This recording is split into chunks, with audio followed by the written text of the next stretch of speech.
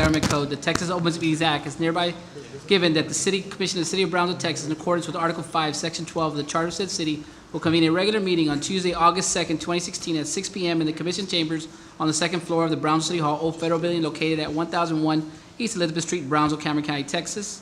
Pledge of Allegiance.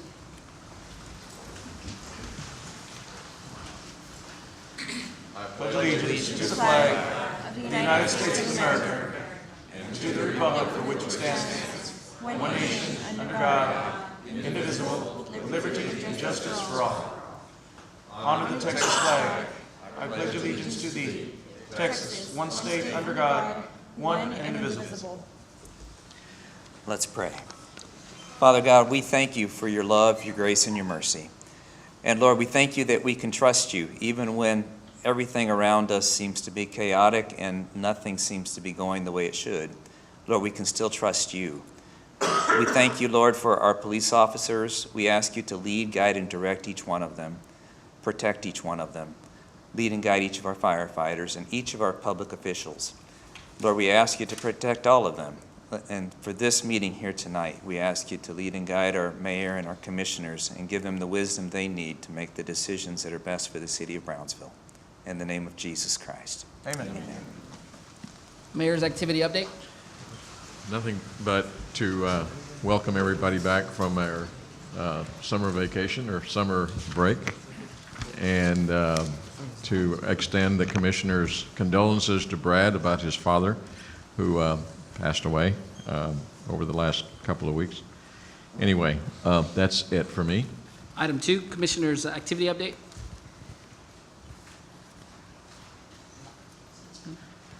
I don't really have anything to update other than I just want to really thank city staff for really being on top of things while we were gone. One of the things I noticed was that we're clearing the main drain. I saw a bulldozer taking all of the trash and things that had been placed in it, so I would just like to thank the city for being very proactive with hurricane season right around the corner. Thanks. Echoing the sentiment on hurricane season, I have been driving around my district and around the city, and I do encourage citizens to look out for what your neighbors are doing and to remind people that if somebody's out there with a blower and they're throwing debris or grass into the inlets, that is illegal. That's not supposed to be in there. That's actually what keeps the water from flowing. So if you see that out there, you don't want to cause a stir with a neighbor or something, but just not the best way you can possibly neighborly tell them, you know, that is a violation, and that's what keeps, a lot of the times, that's what keeps flooding. You know, we start flooding because there's things within the inlets that are protruding the water from being able to flow. And that's about it. Thank you. Just to echo that sentiment, one more thing I want to add is if you see somebody dumping mattresses or brush or anything in drainage ditches, one of the options that you have is to call 546-HELP and report that. These are things that we need to be aware of and pick up before any torrential rain hits us. So that's your part. Thanks. Item number 3, Employee of the Month.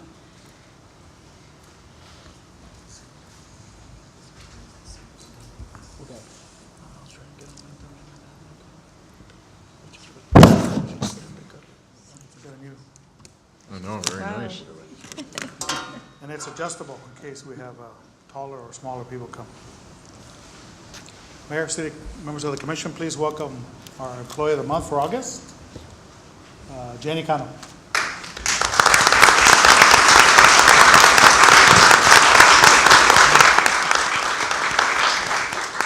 She's eager to speak, so I'll be brief. Janie has been with us since 1995. Employed the whole time she's been here with us at the municipal court. Began her career as a municipal court administrative technician and has moved up to being a deputy clerk with us. Great customer service, has a great working relationship, and she has to be, because she has to work with staff, detention officers, peace officers, judges, defendants, and of course attorneys that have business at the municipal court. She's a team player.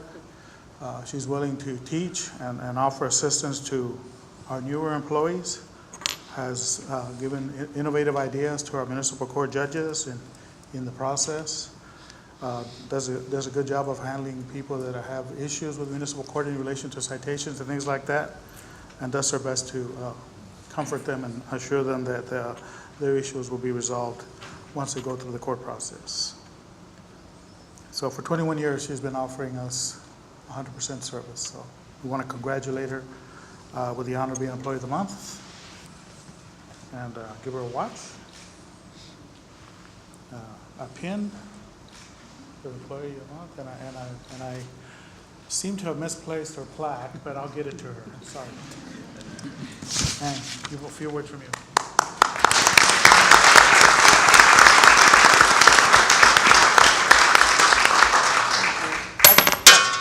I just want to say thank you to my co-workers, to you all, to my boss, Roberto. I've enjoyed all these 21 years, and I look forward to more years to come. Thank you, Jenny. Thank you so much. Appreciate it.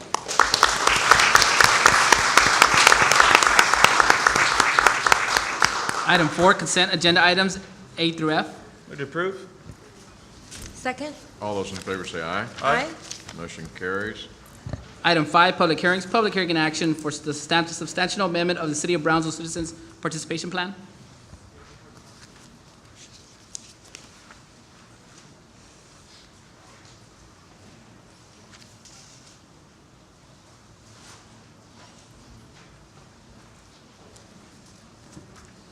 Good evening, honorable mayors and city commissioners. As a community who receives HUD funds, we're required to have a citizen participation place and plan, and also along with our 5-year consolidated plan. With the citizen participation plan, we must provide for and encourage citizen participation.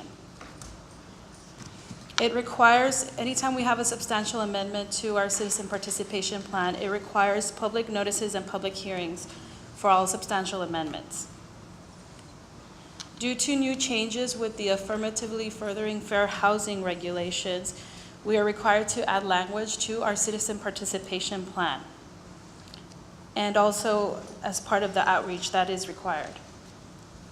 So the proposed changes to our citizen participation plan will include the language that's required for affirmatively furthering fair housing, and it also increases collaboration with the City of Brownsville Housing Authority. As far as our process, our comment period was held for 30 days. It started on June 20th and ended on July 19th. We accepted comments within that time period. We also held 2 public hearings.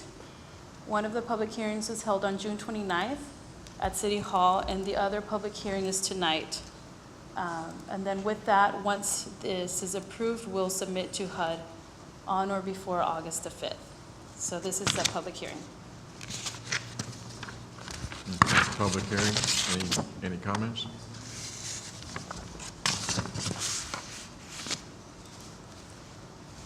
There's no public hearing. I move to close the public hearing. Second? All those in favor say aye. Aye. Motion carries. I move to approve. Second? All those in favor say aye. Aye. Motion carries. Thank you, Mayor. Thank you. Item number 6, public hearing in action to authorize the City of Brownsville Police Department to apply for the FY 2016 Edward Bine Memorial Justice Assistance Grant Program application in the amount of $52,542.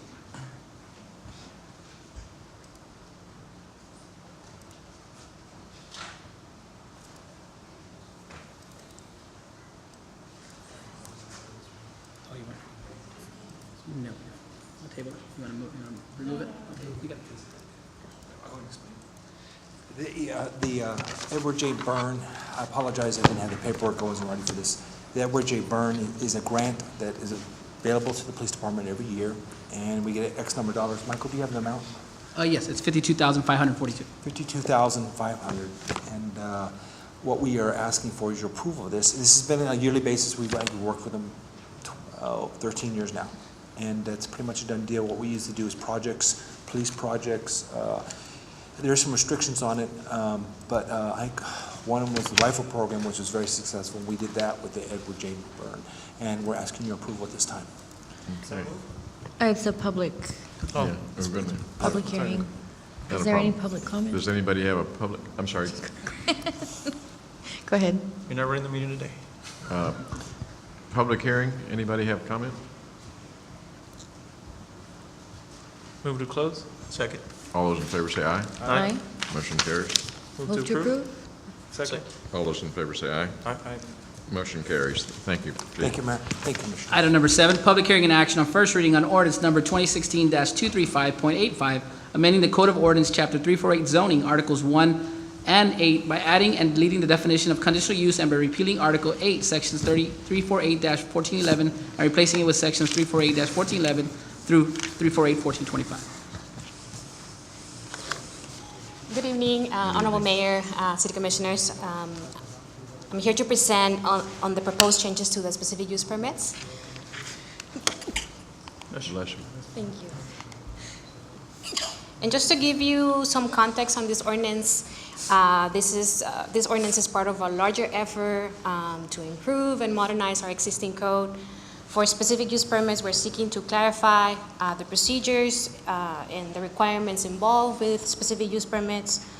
We also want to strengthen the review and approval process, and so the city can better regulate conditional uses and the issuance of specific use permits. And we also want to minimize any room for misuse and ways to circumvent the process, and that's been something that in the past, at times has been an issue. So to draft this ordinance, we review other cities' ordinances.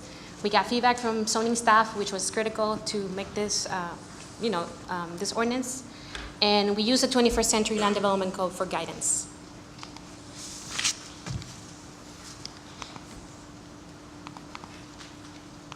So I'm missing one slide, so I'm just going to talk really quickly about that. And so, specific use permits are important because the Code of Ordinances should dictate what's permitted by right, what is prohibited, and what is conditional. And so right now, conditional uses are being treated as permitted by right. So we're trying to get conditional uses through the appropriate review process, and so this way also falls in line with what other cities are currently doing.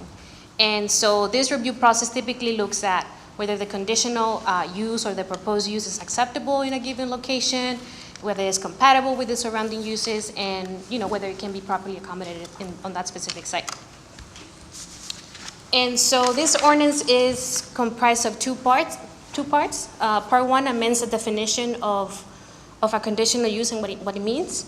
So, like I said before, we're proposing to make it a requirement for conditional uses to go through the specific use permit, and so that way we can ensure adequate review.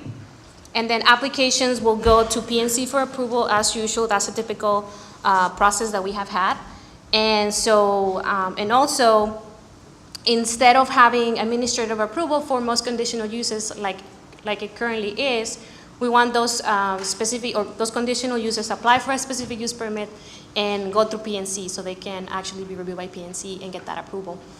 Some conditional uses are still subject or are still going to be subject to administrative approval, but that's going to change from being approved by the zoning administrator to the planning director, and that's one change that we're proposing.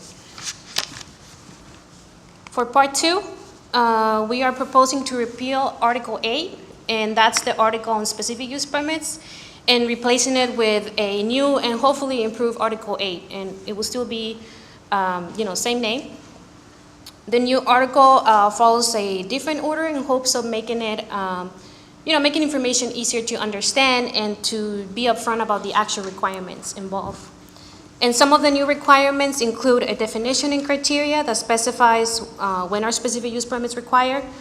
We now have an entire updated process, including one for reviewing and approving major and minor amendments, and that's something completely new. And we also have clauses for permit expiration and time extensions. And then we also have a list of the documentation and other items that are needed for proper review. This is a visual to show you the process as proposed. And so there's not a lot of changes in the actual steps involved. The only one change is the initial meeting with the applicant, which is at the top.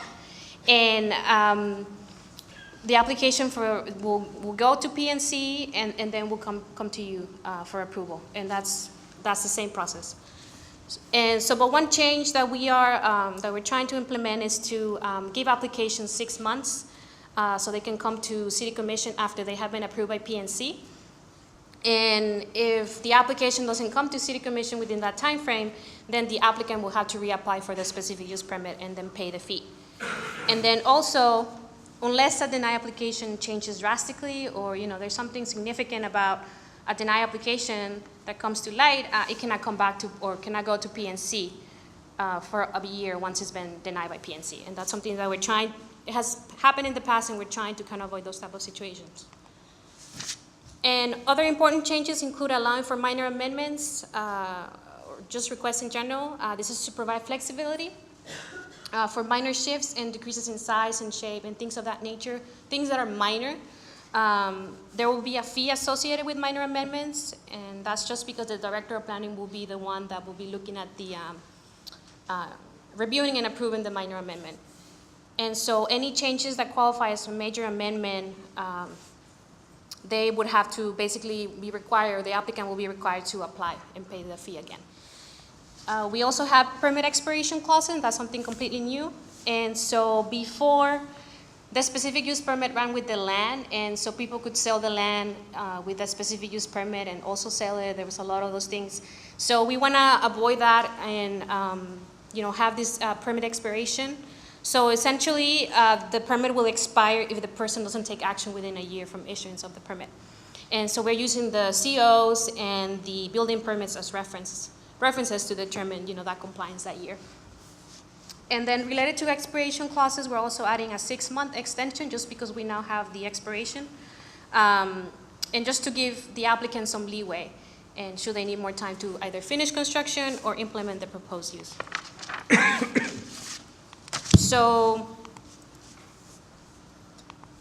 So if this ordinance is approved, we will still be allowing all prior specific use permits to remain in effect as long as the permit holder has the required documentation to show as proof. And that's all I have to present on specific use permits. And I'll be happy to answer any questions at this time. Okay, this again is public hearing. Any comments? Entertain a motion. Would close. Second. All those in favor say aye. Aye. Aye. Motion carries. Would approve. Second. All those in favor say aye. Aye. Aye. Motion carries. Item number 8, public hearing and action on first reading on ordinance number 235-2016-055 to rezone from dwelling Z to apartment G for .85 acres for lot 12 and 13, block 6 of Cameron Park, section 3, located near Avenida Mesa and Avenida Eduardo. Mayor, City Commission, good evening.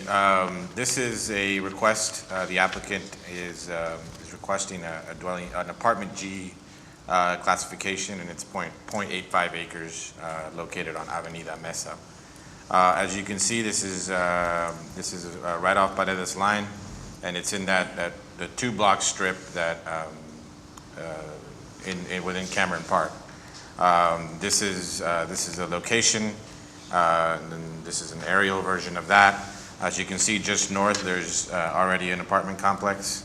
And then across the street, which is outside the city limits, there are some other multifamily units. This is currently the way this property looks. And these are the surrounding uses. And as you can see, across the street is outside, and there is multifamily across the street. P&Z looked at this, and they recommended your approval tonight. It is a public hearing. Public hearing, any comments? The part on the outside of the limits, that single family? It's scattered. There's some duplexes in there. There is some single family, but just north of this, on the city limits sign, there's some apartments.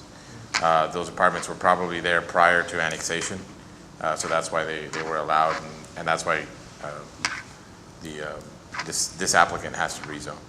So if that part is someday annexed, this will still fit in? Yes. Yeah. Any other public comments? Would close. Second. All those in favor say aye. Aye. Motion carries. Move to approve. Second. All those in favor say aye. Aye.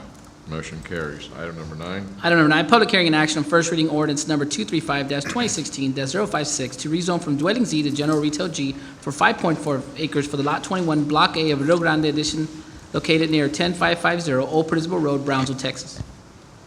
Mayor, City Commission, this is a request for a commercial operation. It's currently zoned dwelling Z, and it's way out over there on Highway 100. It is in concurrence with our future land use plan. As you can see, this is the property. It is currently a shooting range. I believe he's trying to do some work out there, just some minor work. He was trying to pull a building permit, and obviously a shooting range is not allowed in a dwelling category. So he's also not allowed to build there by 10 years ago. I mean, this is a floodplain. So really the only use that can happen out there is something like this. So a fourth commercial category for his existing business, we thought was a good application. P&Z looked at this, they approved, and as you can see, this is the area. So it is a public hearing, and I'll entertain any questions if there are any. Public comment, public hearing? Anyone? Did he mention what he wants to do, or he just wants to move his zoning?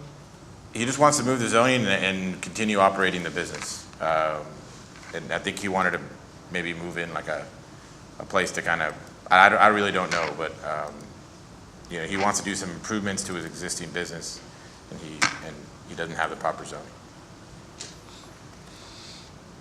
Any other comments? We close public hearing? Second. All those in favor say aye. Aye. Motion carries. Would approve? Second. All those in favor say aye. Aye. Motion carries. Item 10, public hearing and action on first reading on ordinance number 235-2016-057 to rezone from dwelling A to general retail G for .480 acres for Lot 2, Block 21 of Adrian Acres subdivision located at 44 East 84 East Boca Chica Boulevard, Brownsville, Texas. This is a case, it's a zone dwelling, and he's proposing a fourth commercial use. It's located along Boca Chica and Clubhouse Road. And there's been some other cases over the past couple months or over the years where fourth commercial has been allowed off Boca Chica. As you can see, the blue is the blue is third commercial. There's some fourth commercial further up the road along Boca Chica. It is in concurrence with our future land use plan, and as you can see, this is the current site right now, and that's the current business that's out there. I believe he wants to do improvements. Another case of wanting to do improvements, didn't have the proper zoning, and he applied for the rezone. So City Planning and Zoning looked at this. They are they did recommend your approval tonight. Public hearing, any comments? Motion to close public hearing? All those in favor say aye. Aye. Motion carries.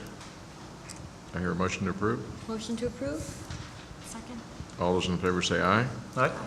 Motion carries. Item number 11. Public hearing and action on first reading on ordinance number 235-2016-061-CO to rezone from dwelling A to dwelling G for 4.3005 acres for Block 6 of El Jardín subdivision located near Fruitdale Road and Palm Haven Drive. This is a 4-acre site off of Fruitdale. There was a subdivision approved a couple of months back, and since it is dwelling A didn't quite jive with the lot size for the subdivision and the setbacks. So the applicant wanted to change that category so that there was some additional room in the setbacks. So P&Z looked at this, and we recommended approval. P&Z recommends approval. And we did add a conditional use overlay to prohibit multifamily in this area. We did get a couple of phone calls. Fruitdale is always a very active neighborhood. So we thought, because dwelling G and the lot sizes would allow for multifamily duplex kind of situation, we figured we would put that conditional overlay on there. So it stays single family, much like the rest of the neighborhood.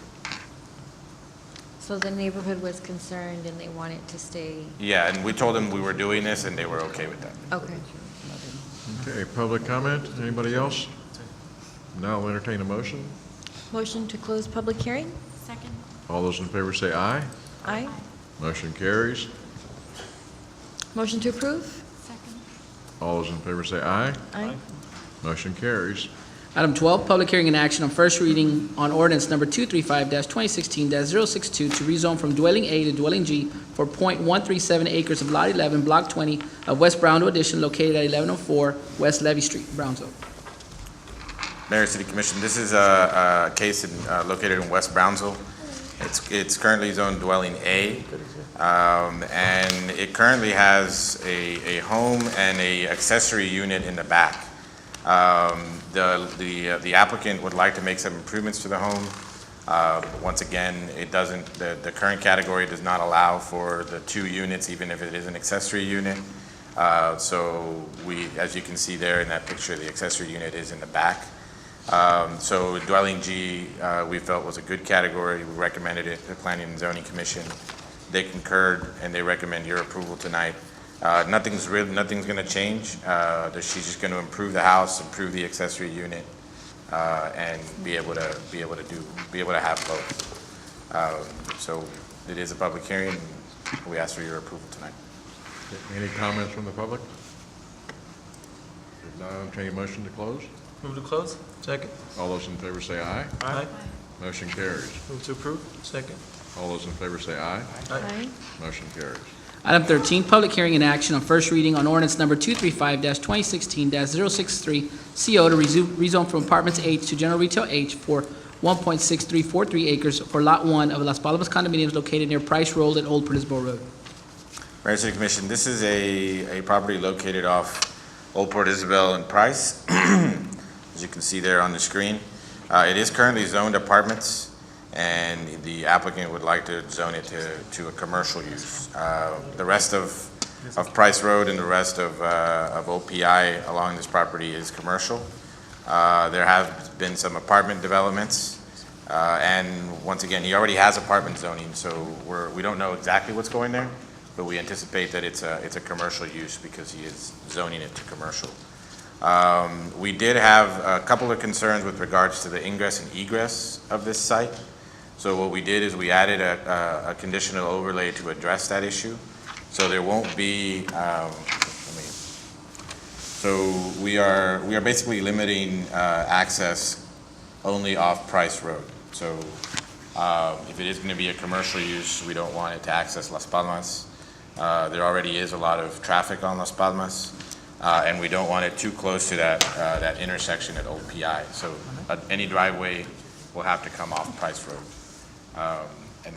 So P&Z looked at that, they approved it, and they asked for your approval tonight. Is this the lot that's been for sale for several years? Yes. It's Did across somebody from the buy English it, Motors. or are they just changing the zoning to sell I it? think there is a buyer, but he wants the zoning to go through first. Okay. Okay, public hearing, any comments from the public? Now I'll entertain a motion. Motion to close public hearing? All those in favor say aye. Aye. Motion carries. Move to approve. Second? All those in favor say aye. Aye. Motion carries. Item number 14. Public hearing and action on first reading on ordinance number 235-2016-064 to rezone from medium retail G to general retail G for 1.118 acres for Lot 4, Block 1 of Renfro Terrace, first section located at 123 Old Portisbo Road, Brownsville, Texas. It's a property located next to Walmart, right across the street from Walmart on OPI in Boca Chica. There's already a shopping center there. I'll quickly go through to the picture. So there's, I believe there's a Gorditas Doña Tota there, and there's some other restaurants in there. They want to add some sort of little event place for like baby showers or something, and it doesn't allow it in third commercial, so they wanted to increase it to fourth commercial. P&Z looked at it. It's already an existing site. They were okay with it, and they asked for your approval tonight. Okay, public comment, anyone? Motion to close public comment? Second. All those in favor say aye. Aye. Motion carries. Motion to approve? Second. All those in favor say aye. Aye. Motion carries. 15, public hearing and action on memorandum of understanding among the City of Brownsville and Brownsville Preservation Society regarding the preservation of historic structures.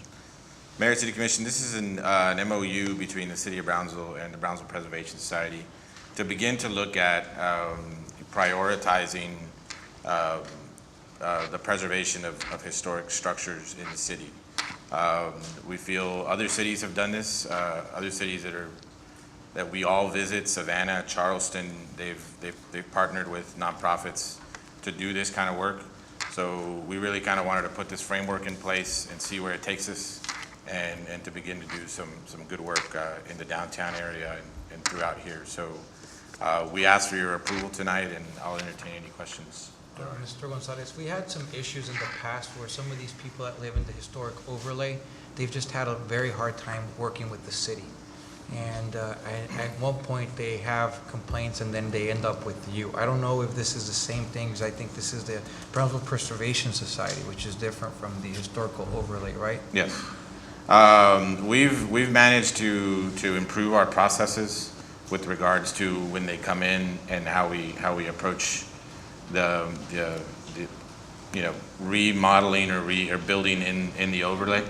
We continue to work through that, and I think we're improving. So if there's any concerns, if you get a phone call, Commissioner Leon, feel free to forward it, and we'll help them out. Okay, this is public hearing. Any comments from the public? Now I'll entertain a motion to close. Motion to close. Second. All right. All those in favor say aye. Aye. Motion carries. Move to approve. Second? All those in favor say aye. Aye. Motion carries. Thank you very much. Item number 16, Lupe. Public hearing to discuss the city's proposed fiscal year 2017 budget.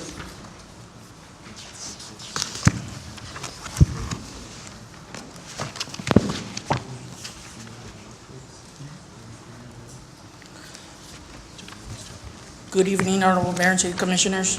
Today is our first public hearing to discuss the proposed budget for fiscal year 2017. Before I start, I would like to say a couple of things, a few items.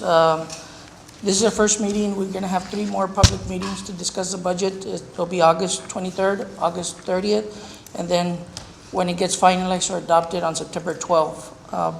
We have still a few weeks to go. It's a working budget. By the 12th of August, we need to file a draft budget with the city secretary so it could sit in there for public inspection. It'll be a draft only.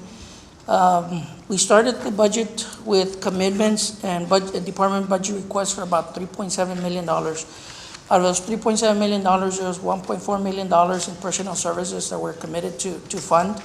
This is composed of basically our contractual obligations with police union contract, positions that were once funded under a grant and no longer funded under there, and then new positions that are funded under grants. That leaves $2.3 million of department budget requests that were submitted. We looked them over, we evaluated them, and then we had to reduce them to about $1 million. This netted out to a $2.4 million increase to 2016 approved budget. We also looked at the projected revenues for fiscal year 2016, for 2017, and we kind of project about $1.7 million in revenue increases compared to budget in 2016. That leaves about also within the $1.7 million budget. We also looked at our debt service fund. Debt service fund. We looked at it like previous years. There's on the tax rate, there's 2 portions of the tax rate, the M&O portion and the debt service portion. Because the debt service fund had sufficient adequate funds so it could carry on for next fiscal year, what we did is shifted some of the tax rate from the debt service fund over to the general fund so that we could have more monies in the general fund so we could operate. With these budgets, it narrowed the deficit to $759,536. Again, this is a draft budget. We'll continue working with management to present a balanced budget as we go through these budget hearings. I'll go over briefly the presentation I have on there. In your packet, you have a handout, which is the same one that's on there. And it says 2017 proposed budget, August 2nd, 2016. This worksheet is the debt service, general fund and debt service Alvaro Lauren tax rate distribution worksheet. To the top right-hand side, you'll see that the adopted rate for 2017 it was 7.700163. We're proposing, as part of this budget proposal, to maintain the same tax rate. no tax increase if we maintain the same tax rate of 0.700613.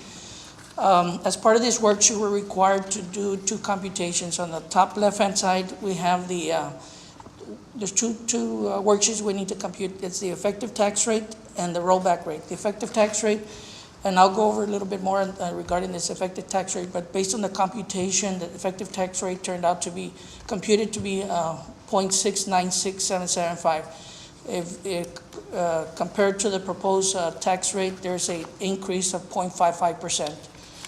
Towards the bottom left-hand corner, second box on there, you have the rollback rate. This rollback rate is a rate that we could legally approve, in which there will be no tax rate, that will not trigger a recall of the tax rate. On the bottom right-hand side, you see the history of the ad valorem tax rates since fiscal year 2012.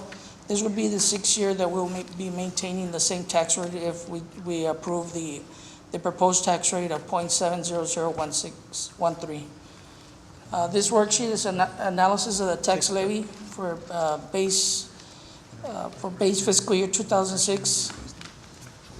Current tax rate, the approved appraisal district's net taxable value was $6,292,000,000. You reduce it by the freeze adjusted taxes of $614,228,000 gives you a freeze adjustable tax value of $5,678,000. The levy on, if you use the current tax rate of 70 cents, gives you $39,784,000 plus the tax freeze gives you $3,722,000. Total tax levy $43,506,000. The appraised taxable value on that is computed using the same tax rate of 70 cents of $6,209,000,000. The bottom left-hand corner on there, you'll see because we do have freezes on levies, and that's mainly because of the over 65 freezes on here, and there's a couple of other freezes on here that's also factored in. We're losing, the city's not recognizing $581,261. This is an analysis of the increased ad valorem tax rate. This is the distribution between the general fund and debt service fund. We anticipate, we will be gaining in the general fund $513,000 and their debt service fund $606,000. Total increase $1.1 million. This is the property tax values and building permits issued. If you look at fiscal year, in the second column on the right-hand side, fiscal year 2013, 2014, 2015, 2016, you see nominal increases. It's indication that there's growth. It's not very, there's growth in the city. With 2016, fiscal year 2016 or tax year 2016, you'll have a growth of 2.8% compared to last fiscal year. This is a general pie graph of the general fund revenues, of the different revenues that the city gets. The main one under in the general fund, you have the sales tax. Sales tax revenue making up 28%, property taxes 27%, fees and services about 20% also. Next page, you have the general fund expenditures and cash transfers, the fiscal year 2017 proposed budget. The majority is 56% is public safety, general government at 16%, and public works at 9%, and culture and recreation at 10.2%. This is a comparison, the amended budget compared to the 2017 proposed budget. The amended budget, that reflects budget amendments that were approved after the budget was approved. If you go over to the one that says 2017 proposed budget, the indicated blue bar graph is the revenues that we budget for and the anticipated expenditures of $101 million. This is the Excel worksheet representative of those previous graphs. On the revenues, if you look at the column that says 2017 proposed budget, which is the second column on there, You'll see on the property taxes, we anticipate to have an increase of 513,000. Sales tax, 559,000. Fines and forfeiture, nominal increases. As you go down the list, you have increases, decreases. One of the items I want to point out is the PUB cash transfer. Last year, they had projected a 7.6 budget transfer. This year, they're anticipating an increase of about $1 million more, $8,617,000. Total revenues budgeted, $517,000. On the expenditures on there, you have them broken down into general government, public safety. All those expenditures total to $101,277,000. This leaves a revenue, in expenditures over revenues of $759,536. This is an ongoing budget. We plan to work with the budget and present a balanced budget as we go forward. The percentage of fund balance on there, the 18.6%, that's an all-inclusive fund balance. This includes these different categories. We have several categories of fund balances. They're detailed by non-spendable, restricted, committed, and assigned. Those have specific use or items are restricted. The one that's not restricted is the unassigned fund balance. On that one, for September 30th, we anticipate to have a unassigned fund balance of $12,557,000, or 12.10% of the budget. This bar graph is a comparison of the expenditures by categories, representing the amended budget of 2016 compared to the proposed budget fiscal year 2017. As you'll see there, personnel services is the main expenditure that we record there. This is, go over this one right here. This is a comparison between the expenditure categories between fiscal year 2016 and the proposed 2017. You'll see, based on the amended budget, that we're reducing expenditures of $6,442,000. This is a history of unassigned fund balance account. Total for fiscal year 17, we had $17,286,000, or 9.57% increase over the previous year. Sales tax revenues. We had budgeted a conservative 2.10% increase over last fiscal year. One of the items that we got to, because this is one of the revenues that's very required. Sales tax is, we rely on the sales tax. We got to be very careful when we budget for this sales tax. We don't want to be over projecting. On this year, like fiscal year 2016, we projected a 2.1% increase. We're just missing. We're about 0.3% under budget projections.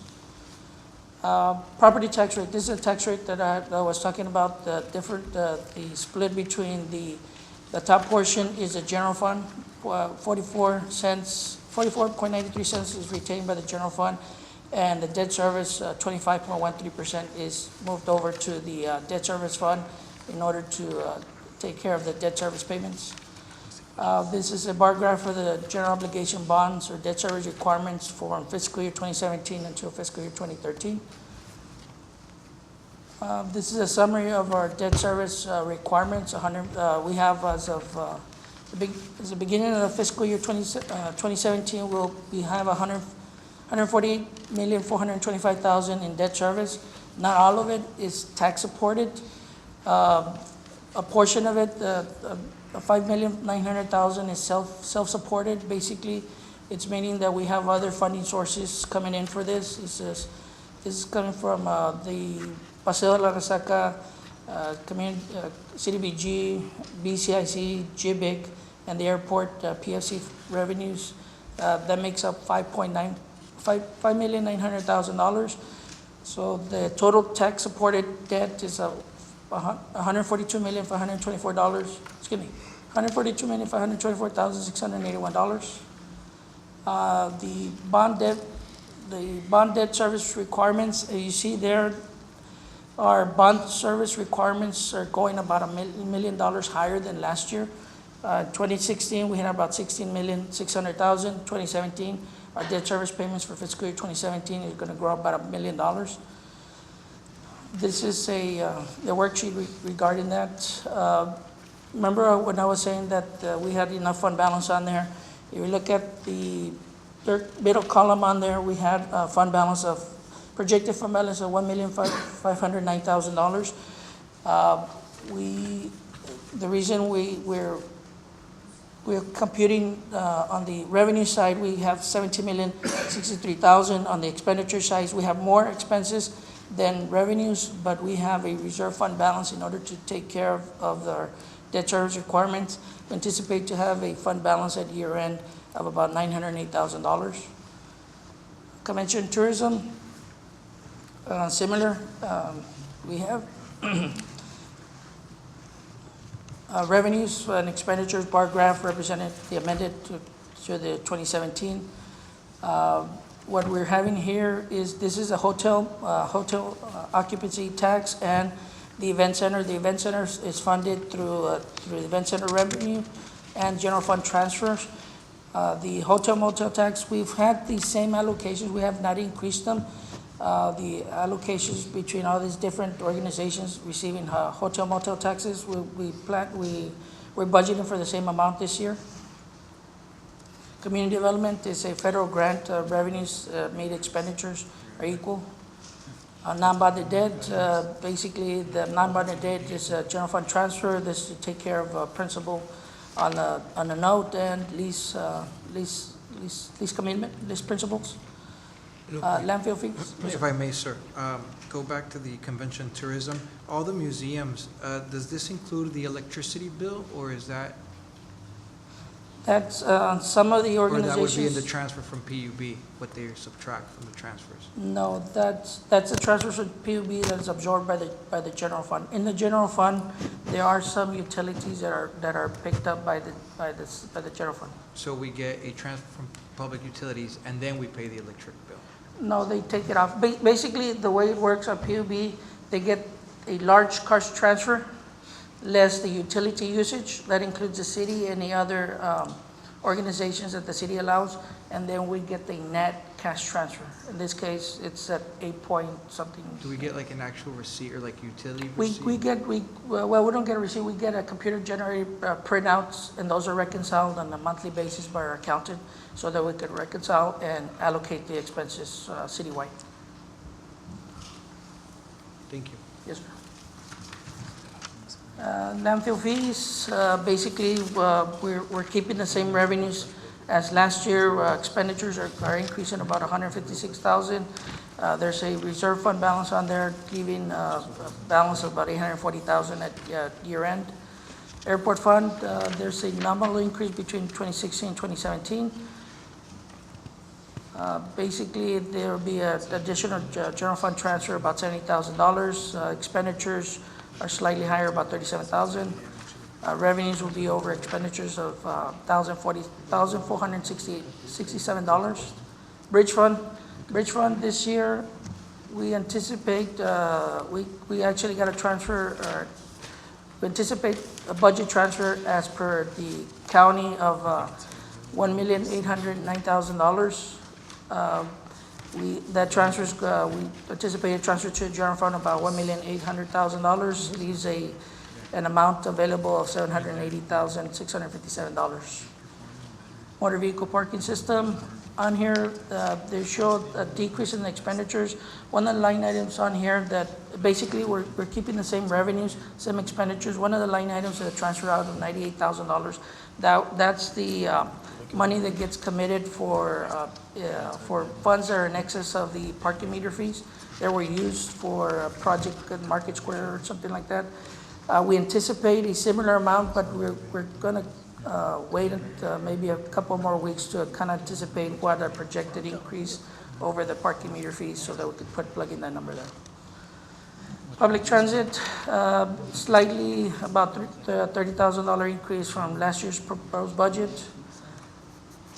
On here, one of the line items on here that general fund cash transfer In 2015, we had a rather large cash transfer. In 2016, we projected we're going to stay within budget of $1,932,000, and the transfer from the general fund for operating only is $1,983,675. Golf Center, we also, because of we're reducing the projections on the Golf Center budget. This is anticipation to actual revenues that they've been getting. There has been a decrease in their expenditures, if you see on there. We believe that we have to evaluate, see if the general fund transfer of $308,000 will be adequate. If not, we'll come back and make adjustments. Upcoming important dates, we're scheduled, we're going to have a special meeting on August 9th to discuss proposed tax rate. By August 12th, we'll file the draft budget with the City Secretary's office. August 23rd, we have a special meeting to discuss the tax rate and the budget. August 30th, a second meeting to discuss the tax rate and the budget. September 12th, we have public hearings on tax levy and approved budget. By September 13th, the approved tax levy, and hope by October 1st, we start fiscal year and all budgets uploaded to Logos, the county system. This is a public hearing. Yes, public hearing, any comments?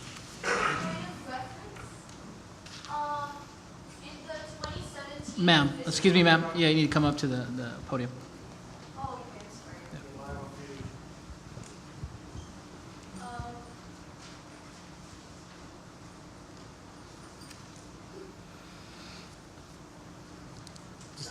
Please state your name and then to the commissioners. My name is Denise Palacios. In the 2017 fiscal year general fund projection, there seemed to be a $6,442,000 increase. I would like to know where those funds were allocated last year that they're not being put towards expenditures this year. Which schedule are you talking about? In the general fund.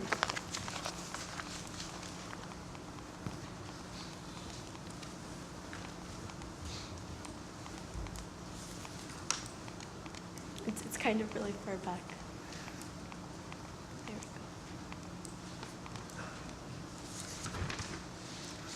This one?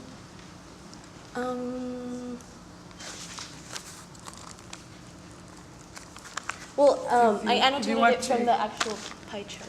Oh, okay. So just usually, well, the other one. It's just more of like a better representation, I think, visually. Forward. Go ahead.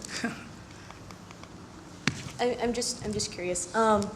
So you have like a $6 million like difference from This- 2016 amended to 2017. On the amended budget, the 2016 budget that got approved was about $98.8 million.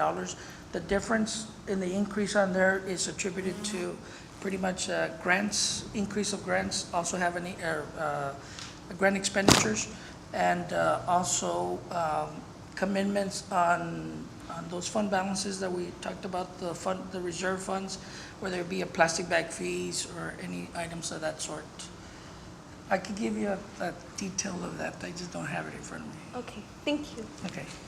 I guess what she is looking for, she wants to know what the $6 million were used for. Exactly. And those funds were again, grants that were awarded and subsequently budgeted for, or allocations of the committed fund balances and budgeted for during the year. And expenses and stuff that we didn't foresee when we Correct. approved. So But you it's could not get, necessarily a shortage. It just means you spend more money that you got from somewhere else. Correct. There's offsetting revenues on those. It's a good question. Any other public comments? Okay, there's no action item on this one. Would you continue the public hearing? Second? All those in favor say aye. Aye. Motion carries. Public comment, we do have a Douglas McKee. Just a reminder, there is a 3-minute and address the commissioners and the mayor, and they went out to respond to your conversation. We'll have it.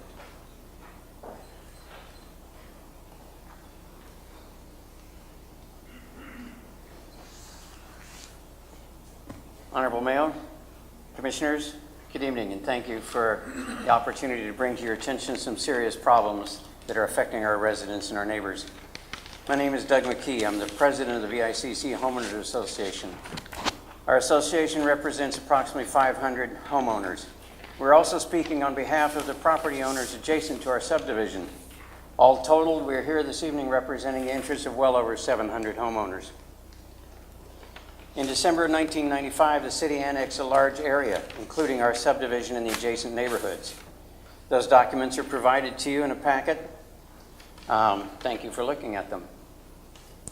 That ordinance and a confirming letter from the mayor at the time stated that in return for accepting annexation and becoming part of the city of Brownsville, we would gain the city's services all citizens of Brownsville are entitled to.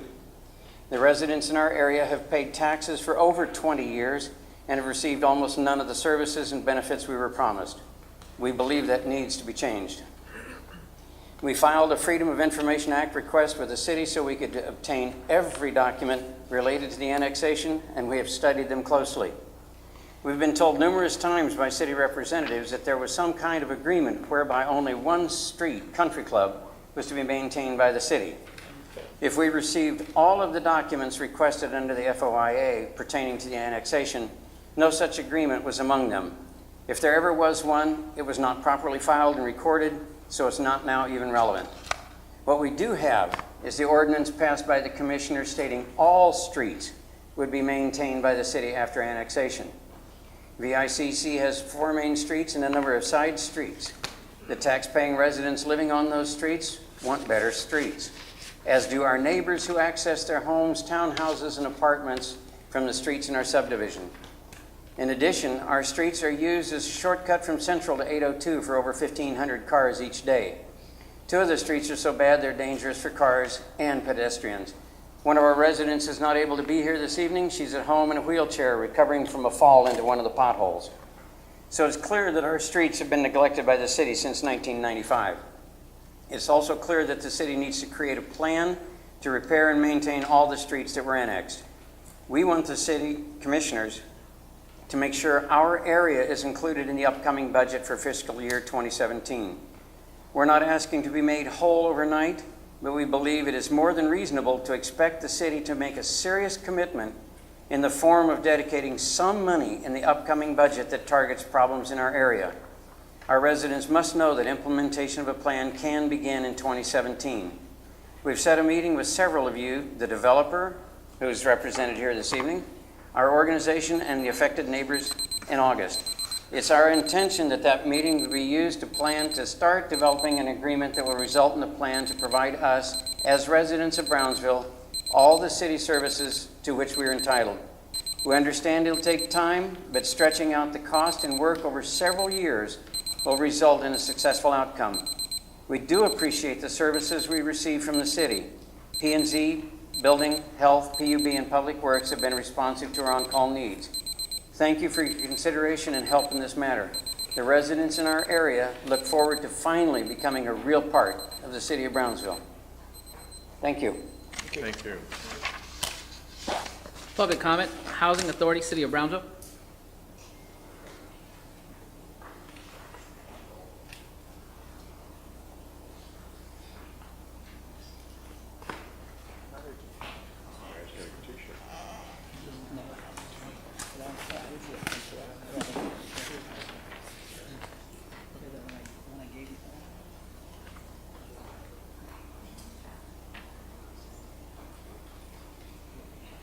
Good afternoon. My name is Carla Mancha, and I'm the CEO for the Housing Authority of the City of Brownsville, and we are here for 2 reasons tonight. The first is to say thank you again for the work that you do. We appreciate everything that you do, your leadership and also administration. We have been able to form a very good partnership with the City of Brownsville, and that's very evident with the programs and the projects that we both have developed together. And the most recent successful one is the HUD Choice Neighborhoods Planning Grant application, which back on June 28th, we were notified that the city of Brownsville, our community, is now a choice neighborhood community. And that is a huge accomplishment. I want to thank administration for their support and you for your support as well. The second reason we are here is to introduce to you our first youth leadership internship group. And I'd like for Estrella Torres to say a couple of words. Hi, I'm a member of the HACB Youth Leadership and Internship Program. Through this program, we have all learned how to hone better our leadership skills, which have helped us connect with the youth in our own community and have helped them introduce them to local organizations like vocational schools and colleges, and to give them options out there. This is not definitely our last project. We definitely want to do more for the youth of HACB and also the city of Bronzeville. The HACB Board of Commissioners sends their regards and are hoping to work with you in the future. We now present to you some t-shirts from the HACB community.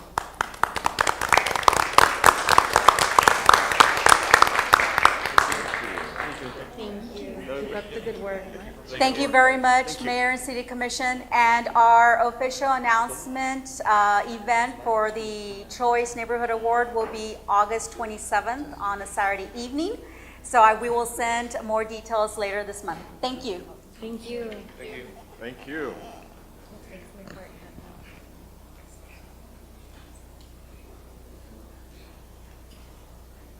Does mine say intern?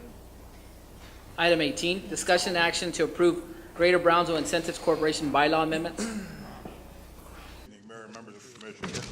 The GBIC board has adopted certain bylaws amendments at the last meeting. And under the rules that we have, that we operate under, the city commission must approve those bylaw amendments. And I'd like to go through them one by one. The first change is at 1.01, changing the principal office of the corporation to City Hall.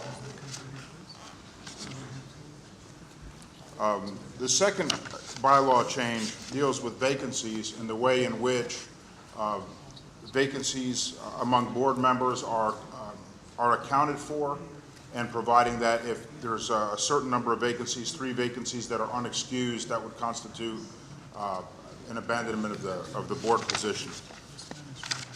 The third position, which is most significant, is an ethics provision, right? And under the rules that we have, the city commission is required to file conflicts of interest disclosures, and by virtue of the fact that they're elected officials. But this rule doesn't extend to members of the 4A and 4B.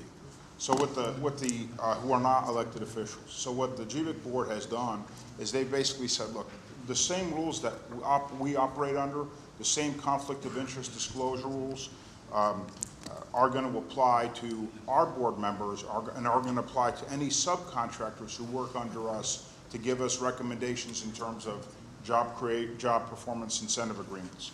So there's basically going to be 3 requirements. One is that there's going to be an obligation to disclose, and any person who is either on the GBIC board or making recommendations to the GBIC board, or a board member or director, is going to have to file a Form CIS, which is the same local government form that you file, once a year or within 10 days of being made aware of any conflict of interest with the city secretary. The second is, in the event there is a conflict of interest, there's an obligation to abstain from deliberations, which is the same standard that you have as elected officials. And finally, there's an obligation to abstain from a decision, voting on a matter where you have a conflict of interest. If I may, I just wanted to say that we, the GBIC board members that serve on this commission and serve there as well, and I believe Commissioner Villarreal, you can understand, given that we also serve on the 4B board. We just feel that these 2 boards are very important. They control a lot of money, and the same oath or rules that we apply by, they should be able to apply as well. So if anyone is interested in serving on these boards and they take it seriously, they shouldn't have any problems living up to the same code of ethics that elected officials do. I want to commend you guys for doing this. This is wonderful. Any other discussion? If not, I'll entertain a motion to approve. Move to approve. Do I have to abstain on that? That's Being the gonna be chair a of problem. GBIC? 3-4. I'm allowed to vote, right? We'll move to approve. All those in favor say aye. Aye. Motion carries. Thank you. Item 19, consideration and action to acknowledge the Cameron Appraisal District's Chiefs Appraisers certification of the City of Brownsville 2016 tax roll.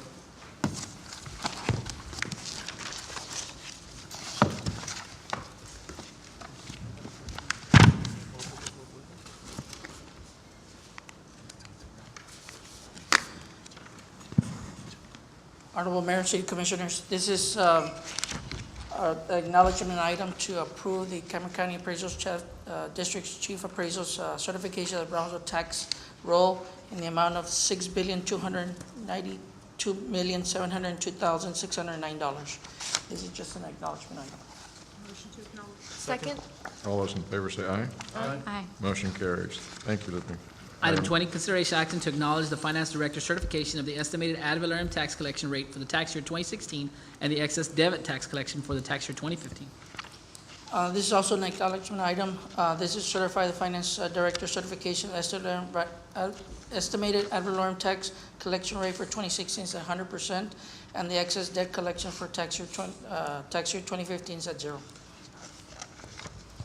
Motion to acknowledge. Second? All those in favor say aye. Aye. Motion carries. Item number 21. Consideration action to acknowledge the finance director's calculation of the city's effective and rollback ad valorem tax for tax year 2016 or fiscal year 2017.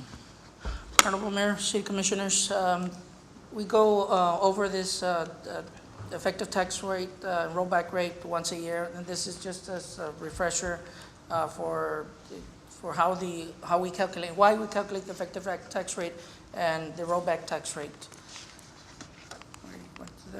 Truth on taxation. Texas Constitution sets out general requirements of truth in taxation. Texas legislature amended Texas Chapter Code 26 to set out the specific rules. Taxation requires taxing entity to calculate two rates after receiving a certified appraisal roll from the appraisal district, and the effective tax rate and the rollback rate. These two rates calculated from the 2016 effective tax rate worksheet and the 2016 rollback tax worksheet published by the Texas Comptroller of Public Accounts in accordance with the general requirements under Truth in Taxation. Generally, the tax entity may take the following action: determine and publish the effective tax rate and the rollback rate, decide how much revenue is needed, calculate the tax rate to raise the amount that is needed, and publish notices. We need to hold two hearings if the proposed tax rate will exceed the rollback rate or the effective tax rate. Adopt the rate, and if necessary, administer a rollback election. There are 4 principles in Truth in Taxation. Property owners have a right to know about increases in their properties taxes. A taxes entity must publish its notice of property tax rate. This newspaper notice will be published at least 7 days before first public hearing. Tax entity must publish special notices and hold 2 public hearings before adopting a tax rate that exceeds the lower of the rollback rate or the effective rate. If a taxing entity adopts a rate that exceeds the rollback rate, voters may petition for election to limit the rate of the rollback rate. The effective rate. The effective rate is a calculated rate that is provided the taxing entity with about the same amount of revenues it received prior year on property tax both years. If property values raise, the effective tax rate will go down, and vice versa.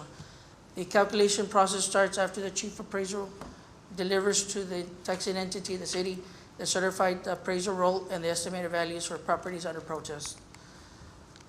Taxing entity chief financial officer determines the following: total appraised taxable value of properties in the taxes entity, total appraised and taxable values of new improvements, and the total property annexed in preceding years. To calculate the 2016 effective tax rate, a taxing entity must first determine its total 2015 property tax. The effective and rollback calculation beginning with the total property taxes and values for the last year at the time of the rates calculations. These totals include all supplements and corrections that have been occurred in the tax roll since the last year's certification and tax rate adoption. The effective tax rate enables the public to evaluate the relationship between taxes from the preceding year and for the current year, based on a tax rate that would produce the same amount of property taxes if applied to the same properties taxed on both years. The rollback rate. The rollback rate has 2 components: the maintenance and operations, which is a general fund, and the debt service, or the sinking fund, which is used to repay bonds or debt secured by property taxes. The M&O portion of the rollback rate is the tax rate that would be needed to raise 8% more operating funds than the existing entity levied in the preceding year. This calculation is similar to the effective tax rate calculation. The debt rate portion is a tax rate that will be needed to pay the entity's debt payments in the coming year. This portion of the calculation does not depend on prior year's debt taxes at all. It simply considers what the taxed entity will actually need for the current year. The portion of the overall rate using the retired debt may rise as high as needed without triggering the rollback rate. The M&O portion may only rise 8%. During the sales tax and general obligation bond elections held on August of 1991, the voters of the City of Brownsville approved Proposition 1. This passage of this proposition, the voters adopted a half-cent sales tax and used to reduce the property tax rate. This is the same tax rate that I showed you at the beginning of the previous presentation. Basically, the proposed tax rate that the city that we're proposing is same as tax year 2015 at 0.701613. The calculated effective tax rate is 0.696775. Because the effective rate is lower than the proposed tax rate, we must say that's an increase. And that concludes the presentation. Do I hear a motion to acknowledge? Motion to acknowledge? Second. All those in favor say aye. Aye. Motion carries. Next item. 22, consideration and action to acknowledge the finance director's calculation of a tax increase if the proposed tax rate will exceed the lower of the rollback tax rate of the effective tax. This is just to acknowledge that the proposed tax rate will be, that the effective tax rate is lower than the proposed tax rate. Just acknowledge. Motion to acknowledge. Second. All those in favor say aye. Aye. Motion carries. Item number 23. Consideration and action to acknowledge the financial statements and cash investment report for the City of Brownsville for the third quarter ended in June 30th, 2016. Honorable Mayor, City Commissioners, I'll briefly go over the quarterly financial reports for the third quarter ended June 30th. These are unofficial, unaudited statements for the third quarter ended June 30th. Financial highlights: sales tax are exceeding last year's numbers by 1.79%, but are 0.3% below budget projections. The tax levy, it's slightly lower than last year, about 27 basis points. The third quarter receipts for Veterans Bridge are higher than the same period, about 31% higher than the same period as last year, and 40% over budget projections. Unemployment rate is for June 2016 was 7.9%, slightly higher than last year. Utility expenditures is 1% lower than same period last fiscal year. Hotel motel tax are up about 8.14%, or $72,000 higher. And building permits, there is a decrease of 10.4% over the same period of last fiscal year. This is a sales tax comparison between fiscal year 2015 and 2016. You show the year-to-date actual increases of $369,000. Budget, we're under budget projections of about $64,000. This is a bar graph for the sales tax revenues for you'll show it on there. Bridge fund, similar schedule as the sales tax on here. You'll see that actual year-to-date increased $358,000 compared to last year. Budget increase of $437,000. Veterans Bridge is a bar graph representing the same information. General fund, comparison of general fund revenues and expenditures. Revenues are two bar graphs on the left, actuals in blue, budgets in green. The expenditures on the right-hand side, actuals of $76 million, budget $107 million. This is a comparison of building permits issued on here. You'll see that the number of permits between 2016 and 2015 have increased. There's a slight decrease in the ad valorem rate permit value. That's why it shows a slight decrease of 10.4%. But there is activity to be noted. Building permits, you see a bar graph of the activity of the building permits from fiscal year 2007 through current. Cash transfers from PUB on here. Towards the bottom, you'll see actual transfers in utilities through June, $7,773,000. This represents about $1 million extra this quarter that was unanticipated. And there's, the utilities are $3,387,000. Unemployment rates show the indications on there. General fund balance sheet, total assets, 44, for the month ending June, 44,498,000. Of that, unreserved, undesignated equals $24,603,000. General fund, fund balance history, this is the one that projects, estimates the unassigned fund balance of about $14,186,000. Again, that would be about 13.24% of the fund balance. We budget conservatively. We're always higher than this amount. The statement, general fund statement of revenue, expenditure, and change in fund balance. Their property taxes are about 97% collected. Throughout there, you see that total revenues were up 82.73%. This is a bar graph representing that information. You have in blue fiscal year actuals, fiscal year 15 actuals through June 30th compared to fiscal year actuals through fiscal year 16 through June in the red bar graph, and the green is the budget. And towards the bottom, you see the incremental increases or decreases on these amounts. Similar, this is the expenditures, total expenditures at $71,805,000. This represents about 72% of the budget. This indicates expenditures are below budget. Usually by this time, it should be about 75%, so we're doing good in expenditures. Similar bar graph indication, the increase and decrease between fiscal year 2015 and 2016 through the month of June. General fund balances, I've gone over this one. Special revenue funds, this is a combined special revenue funds composed of the Convention and Tourism Fund. On here, the fund balance of June 30 projected at $698,000. Community development, they show a deficit of $584,000. These are grants, revenues are going to be coming in subsequent quarter. Landfill tipping fee increase funds will have a fund balance of June 30th of $1,025,000. Debt service funds, we have the non-bonded debt, fund balance of $19,352. Non-bonded debt, you see have a fund balance of June 30th, $3,949,000. We do have a debt service payment in the month of August 14 that would significantly reduce this amount to cover debt service payment. Enterprise funds, we have the airport fund, total net position, revenues over expenditures of $33,647. Bridge fund, revenues, we have $1.5 million. Motor vehicle parking system, $11,147.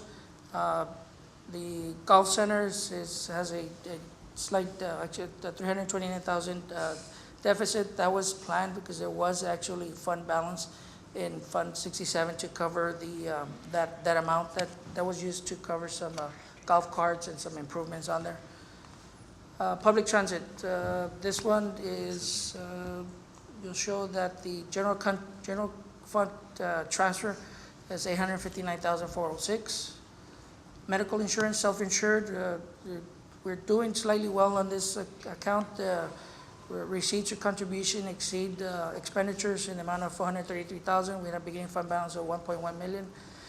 Total fund balance June 30th, $1,578,000. Detailed investment report, we have the demand accounts, certificate deposits, and investments total of $48.9 million. Calculated weighted average maturity to yield, top portion, you'll see the weighted average days to maturity, 36 days. Maximum allowed by the policy is 270 days. Weighted average yield, we're averaging 0.27%. The yield of a 3-month treasury bill is 0.16%. And the bar graph at the bottom shows the pie graph at the bottom shows demand accounts we have and money market accounts 52%, public funds, investment pools 34%, and CDs of 14%. Concludes the presentation. Move to acknowledge. Second.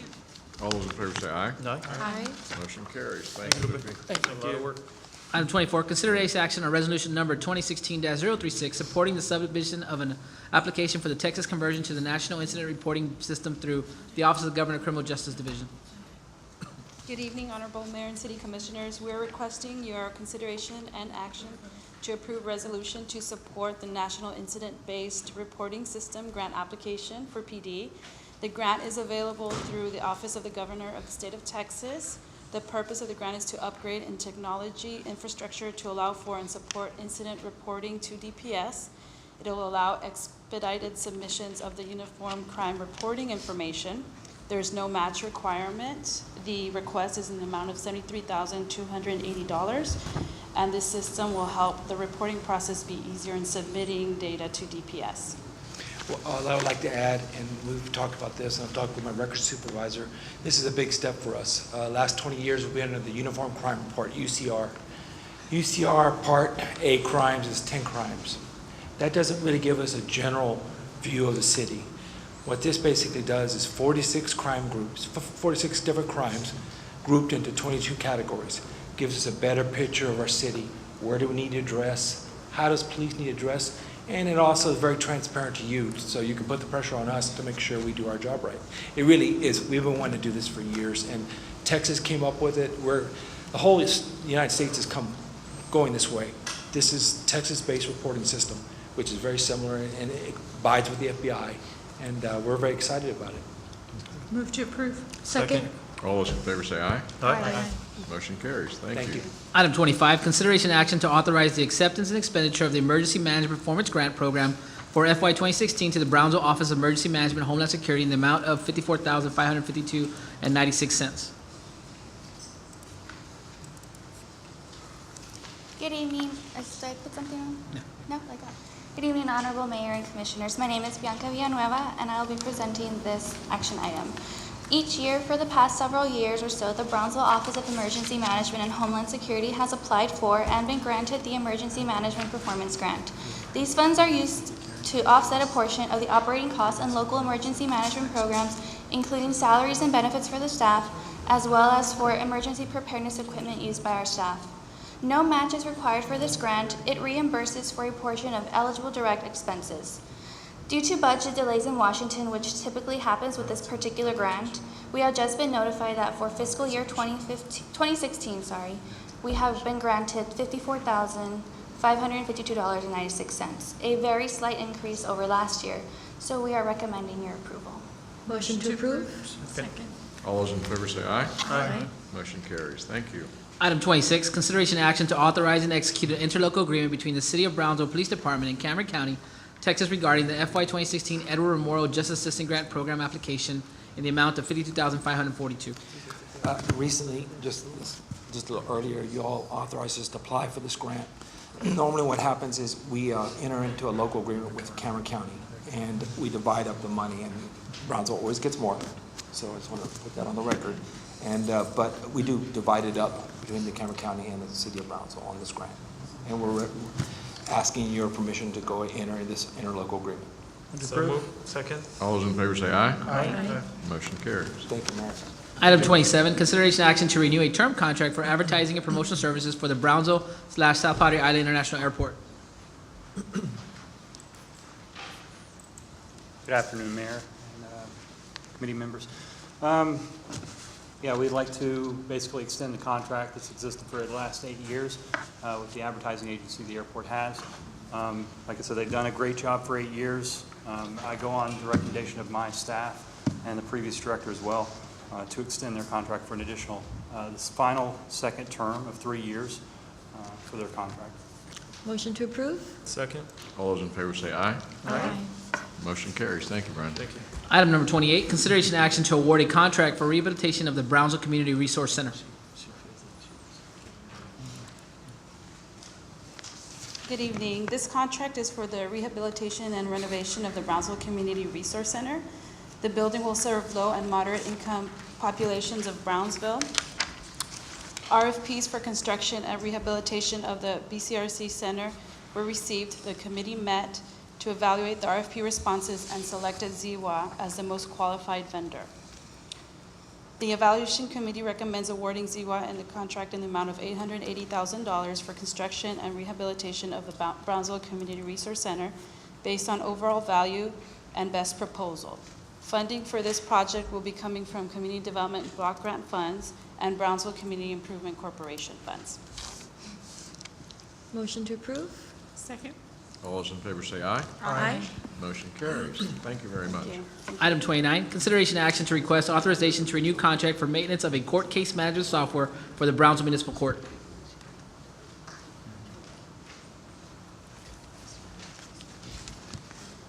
Good evening, Honorable Mayor and Commissioners. Tonight, I'm here to request authorization to renew a contract for the maintenance of our court case management software for the Brownsville Municipal Court. This time around, the good news is we were able to save about $10,000 on the maintenance agreement. The amount we're requesting at this time is for the amount of $49,889 with 62 cents. We're able to secure a better standard rate for the upcoming 3 years, from 5% compounded rate to 3% flat rate, which is going to translate to about another $10,000 on savings on the agreement. As you know, we have INCO, which is a court case management software, and this is sole source contract maintenance that was approved when we acquired the software. So move. Second. All those in favor say aye. Aye. Motion carries. A nice article in the paper. Oh, thank you. Congratulations. Congratulations, Rob. Thank you. Thank you, Commissioners. Item 30, consideration action to award a term contract for non-motorized watercraft concession for use on Town Resaca to the qualified and responsive proposal from South Texas Paddlers for the term of 3 years with options renewed each year thereafter for a maximum of 2 additional one-year periods at the city's option. Good evening. This is Honorable Mayor and City Commission, and it has been a long time coming to bring this to you, and so we're very excited to present a concession term contract for non-motorized watercraft on Town Resaca. Move to approve. Second. All those in favor say aye. Aye. Congratulations. Thank you. Item 31, consideration action to authorize the purchase of 25 mobile radios from Motorola Solutions, Inc. for the Brownsville Police Department in the amount of $122,663.25.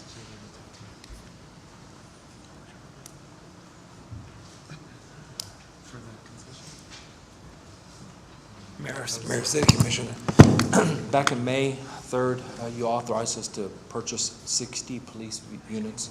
That was approved, and we're actually working the deal. We're actually doing, construction is actually starting. What I failed to do, we, in the police package we initially issued out to the vendors was the radios. Towards the end of the bid package, we found out that we could purchase them individually at about $1,000 savings. So what we did, and I put it on page 3 in May 3rd's report, which thank goodness it didn't make it that, because actually that wasn't the right way. I did get with legal counsel, and they advised me that since there was 2 different vendors, we needed to do 2 separate agenda items, and that's where we stand at this time. This is the purchase of 25 radios from Motorola, and it's for the police units that we actually were able to. Initially, we were going to place all the radios. We found out that we could actually grab the units. We're going to decommission, grab their units, get new wiring, and now we're down to 25 units, and it's for $122,000 and change. This is part of the package, so it remains part of the package. It didn't change. It's just I needed to make it a separate item, and with the help of legal, they worked with me on this, and now we're here today. And we're doing fine on as far as time-wise. We have plenty of radio units, so I apologize for the inconvenience. Not a problem. Do I hear a motion? to approve. Second. All those in favor say aye. Aye. Motion carries. Item number 32. Consideration action to award Tom contract for architectural services for the city of Brownsville. Night. Honorable Mayor, City Commissioners, if the Evaluation Committee would like to recommend the award of a term contract for architectural services for miscellaneous city projects for each of the following 5 architects: K Plus Architects out of Los Fresnos, Texas; Gomez Mendez Designs out of Brownsville; ERO Architects out of McAllen; Roberto Ruiz out of Brownsville, Texas; and GINAC Architects out of Corpus Christi. There's 3 fixed percentage rates, small projects not exceeding $100,000 at 8.75%. Mid-sized projects between $100,000 up to $3 million, it will be a 7.5%. And the last one, which is the large projects, over $3 million for the construction cost at 6.5%. Firms will also serve in the capacity of consulting architectural services based upon additional miscellaneous projects as scheduled by city departments. Fees will follow the agreed fee schedule, and the contract shall commence upon approval by City Commission and shall expire August 2019, with the option to extend the life of the contract for one additional 2-year thereafter. Funding for these services will be derived from each department-approved annual budget for professional services. Would approve? Second. All those in favor say aye. Aye. Motion carries. Thank you. Second. All those in favor say aye. Aye. Motion Thank you, Mayor. carries.